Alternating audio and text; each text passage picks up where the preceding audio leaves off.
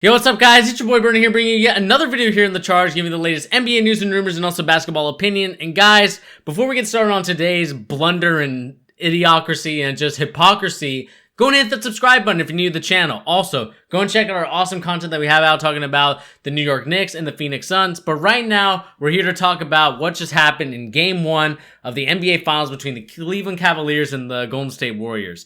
In this game, we had a couple of issues here, and one of the issues, of course, was J.R. Smith and his blunder. Obviously, that was not the correct thing for him to do. He thought he was up, and he just decided to run away from everybody. But when you realize that no one is really coming after you to get a foul on you, then you gotta realize, like, oh, I kind of screwed up here. But I think that's not really the biggest blunder, and I think the biggest blunder is, of course, what just happened with the referees and what is reviewable, what is not reviewable, and just this legality of just this BS rule. To me, honestly, so what happened was in the crucial 36 seconds left in the game, Kevin Durant goes up and LeBron takes a charge.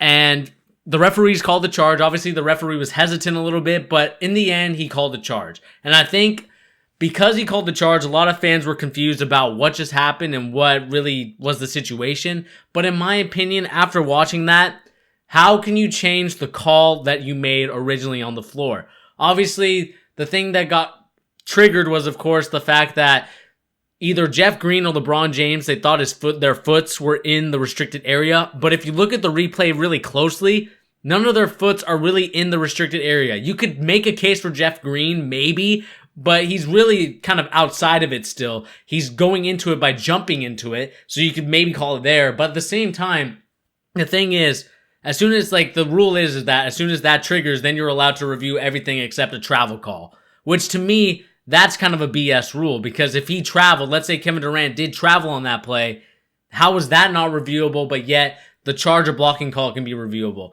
To me, this is the most terrible rule in the NBA I think I've ever seen, and this is the first time I think we've ever seen it in this capacity. And the thing that really pisses me off as a basketball fan is the fact that now we're making it a precedent to really start looking at calls and be like, hey, why isn't that one a reviewable call? And, you know, I don't really have any sides in this. I'm a Boston Celtics fan, so I could give a crap whether LeBron wins, whether the Golden State Warriors win. But at the same time, I think I'm more triggered and more pissed off in the fact that, really, how is that a reviewable call? If that was my team, if that was Kyrie Irving going up to the hole, or Kyrie Irving trying to take the charge, Marcus Smart, and they decided, oh, you know, he was in the restricted area, we got to trigger it, and now we can review everything around it. That, to me, is just a bad look on the NBA, and that, to me, is probably the worst ruling I think the NBA could ever have. And I think that play in particular had the biggest impact on what happened throughout the whole game. And I think it just goes to show you that these NBA refs and just the NBA in general has a long way to go in terms of just replays. I know a lot of people are sick of the replays. We're sick of always having to wait for these guys. But at the same time, I'm getting sick and tired of these kind of rules that we don't know of, but now there's all of a sudden coming out into play. It's almost the same thing as I feel like a Raiders fan would feel about the Brady Tuck rule. Just all of a sudden this rule comes out of nowhere. And this is what it felt like to me. I know the NBA referee guy, the league official, the replay guy, he tried to explain it the best he could, and he's, you know, taking a stand for his NBA refs. But that is just a crappy rule. I almost swore here. I don't like to swear on the channel, but that is just the crappiest rule I think I've ever heard in my life. I think that, to me, is probably bigger than any other thing that happened. I think that's honestly bigger than what J.R. Smith did down the stretch, because the Cavaliers were up by 2. They would have had a chance to go up by 4. Whether or not it would have been something, that to me is a really big call. And I don't think the referees, you can have the gall or the audacity to make a big call like that. There's a reason why there's rumors, or not rumors, but there's situations where the refs swallow their whistles when it's crunch time. And the referees obviously made a play, or not the referees, well, the referees kind of did make a play. They kind of changed the call, and it just kind of leads to a bad precedent that we're now setting. What's now reviewable? What isn't reviewable? I think, to me, this whole situation just looks bad on the NBA's part in general. And I think also the thing that was also bad was, of course, the ejection on Tristan Thompson. I think that was also a bad look. Tonight was about the refs. I feel like it was just a bad look. Everywhere that you look, it was terrible. The referee shouldn't have ejected Tristan Thompson. I know the elbow thing was the situation. A lot of Warriors fans will probably like, with the elbow. But, I mean, it's not like he actually hit him. And I think it's kind of the same thing with the Al Horford situation against J.R. Smith. How that one wasn't an ejection is mind-boggling to me as a Celtics fan. How Tristan Thompson can kind of go high with the elbow, that's an ejectable call. But the fact that you're able to push Al Horford, who he can injure himself by getting pushed by J.R. Smith in a dangerous play, that to me is just where the referees kind of have a disconnect on everything. And I think the league really needs to step up in that situation. I think NBA refs are good in certain situations, but this ref and crew had a terrible night.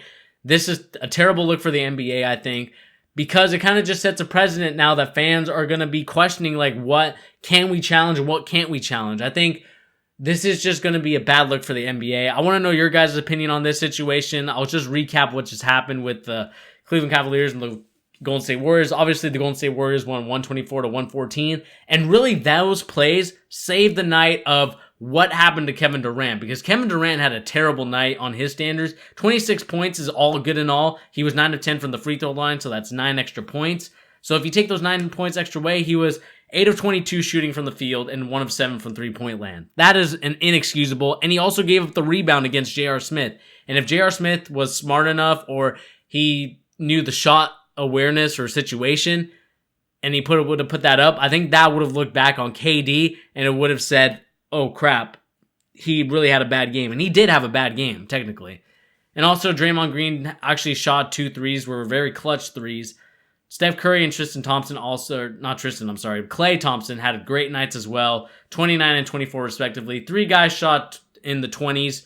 Meanwhile, in the Cavaliers, we only had 2 guys that ever shot in the 20s, with LeBron James having 51, 8, and 8, with Kevin Love also having 21 and 13, which is a great night, but everyone else kind of was not around. I don't know where they were. There's an APB out for Jeff Green. I mean, this is the Jeff Green that we expect. And I talked about in a video that kind of got deleted because the audio was off, but I said this about Jeff Green. He is one of those players that should have been a 4 or 5 time All-Star player, but somewhere in his head, I don't know if it's a mental thing or if it's a physical thing, it just can't click together. There's some nights where it's on, and that's the reason why he was the 5th pick overall in the NBA draft with Kevin Durant. But to me, Jeff Green is just always going to be Jeff Green, the most inconsistent player that you'll ever see. Jordan Clarkson also had a bad night, 2 of 9 from the field, 0 of 3 from shooting from three-point land. Korver only shot 1 of 3. Only 3 shots for Kyle Korver. I think that's a little bit inexcusable as the 3rd best player. I think this is just a disappointing night, and also disappointing for NBA fans to kind of see what happened out there.